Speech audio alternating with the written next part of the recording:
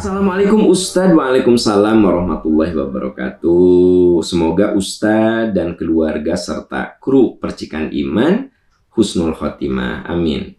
Ustadz, izin bertanya, apa saja ciri haji dan umroh yang mabrur? Dan apa yang dimaksud dengan semoga ibadahnya mabrur dan mabruroh? Ya, mabrur itu artinya diterima, ya, dibalas dengan kebaikan. Kalau laki-laki mabrur, kalau perempuan mabruroh.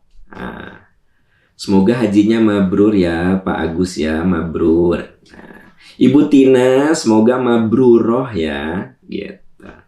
Makanya biasanya suka bilang semoga para jamaah oleh Allah diberi kemabruran, Bapak mabrur, Ibu mabruroh, gitu.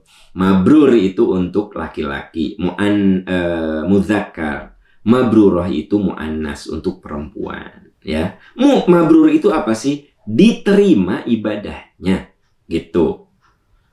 Apa cirinya? Nah, cirinya mah sederhana.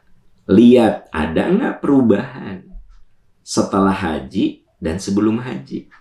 Waktu belum haji kadang sholat, kadang enggak. Sekarang istiqomah sholat, mabrur.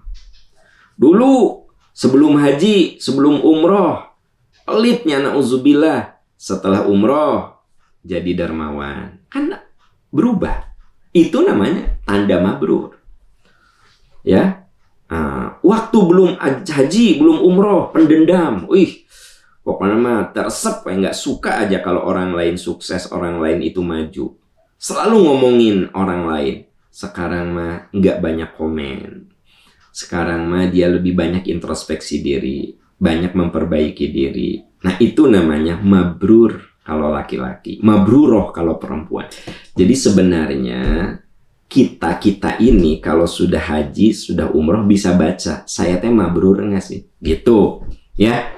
Bisa baca. Kalau begini, waktu belum haji saya teh pelit. Setelah haji saya dermawan, alhamdulillah. Mabrur dari sisi harta. Dulu saya sama istri itu galak banget, ya. Saya kalau udah ngomong sama istri nyelekit.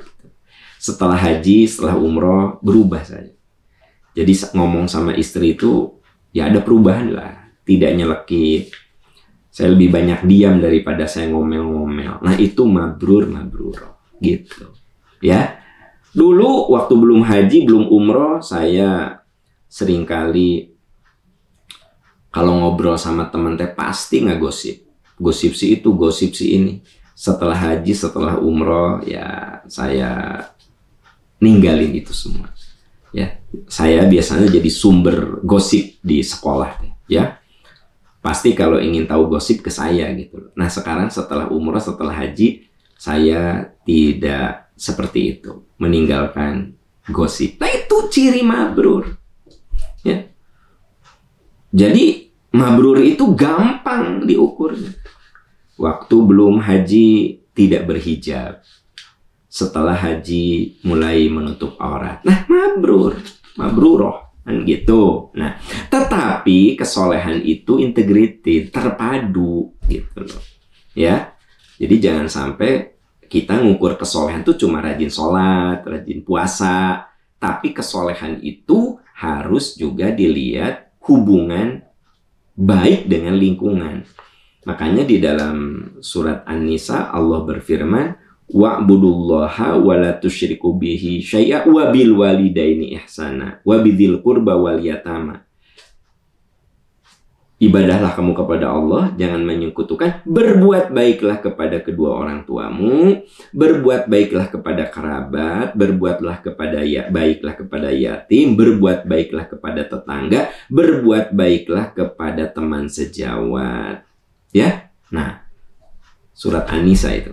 Ini isyarat bahwa orang yang mabrur dan mabruroh itu bukan hanya berubah dari segi hubungan vertikalnya dengan Allah, tapi juga dia makin soleh secara sosial. Ya, secara sosial. Nah, ini yang disebut dengan mabrur dan mabruroh. Nah, untuk sampai kepada kemabruran, itu dimulai dari ibadah yang benar. Nah, karena itu kami di Percikan Iman nomor 1 dalam pelaksanaan umroh dan haji itu sesuai sunnah Rasul. Itu prinsipnya. Teman-teman bisa ikut di haji reguler Percikan Iman, haji khusus Percikan Iman, umroh Percikan Iman. Nomor 1 kami itu ibadahnya benar. Nah, karena kalau ibadahnya ngasal, bagaimana akan mabrur begitu loh, ya. Sholat nih. Sholat itu kudu benar ruku sujudnya. Makanya Nabi mengatakan shollu kama ra'aitumuni usolli. Sholat kalian sebagaimana aku sholat. Jadi untuk bisa khusyuk, mulai dari takbir yang benar, ruku yang benar, sujud yang benar. Nanti ngaruh dalam kehidupan. Begitu. Sekarang kalau kita mau mabrur dalam umroh, dalam haji, yang benar dulu ibadahnya. Gitu. Ya, jangan asal ke Mekah gitu. Jangan asal ke Madinah. Ah, saya mah nu penting mah ke Mekah we. Iya, tapi ibadahnya gimana? Ritual yang dilakukannya gimana? Bimbingannya bagaimana? Itu juga harus menjadi bahan pertimbangan kita ketika mau berumroh, mau berhaji. Bimbingan. Ya. Ah, saya mah mau umroh sendirian, we backpacker. Ya bisa aja. Pertanyaannya, bagaimana bimbingan ibadahnya? Kalau masalah cari pesawat, cari hotel, ya memang umroh itu bukan tur biasa gitu. Bukan tur, bukan traveling, ya. Tapi safar yang kategorinya Ibnus Sabil. Ibnus Sabil itu orang yang safar dalam perjalanan ibadah. Itu Ibnus Sabil. Ya.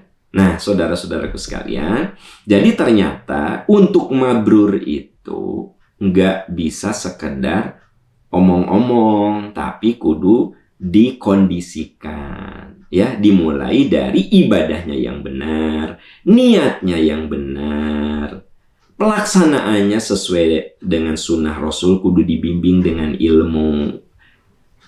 Jadi niatnya benar, ibadahnya benar, dibimbing dengan ilmu, dihayati, outputnya, hasilnya semoga mabrur dan mabruroh gitu. Karena itu ada yang bilang, kenapa ya dia sudah haji, sudah umroh, tapi tetap ya kelakuannya gitu. Nah, yang harus dievaluasi itu dia waktu umroh dan hajinya gimana, niatnya itu gimana.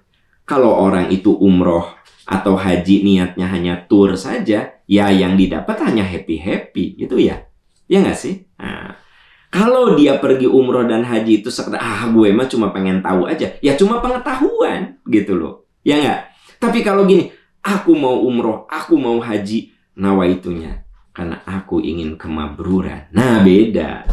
Innamal a'malu binniyat. Niatnya kudu bener dulu. Ya, apakah traveling semata, apakah tur semata. Makanya luruskan niat, lalu ibadahnya benar, bimbingan ibadahnya benar, kemudian penghayatannya benar, totally ibadahnya benar. Semoga proses ini melahirkan suatu kemabruran. Itu ya teman-teman sekalian. Wallahu a'lam bishawab.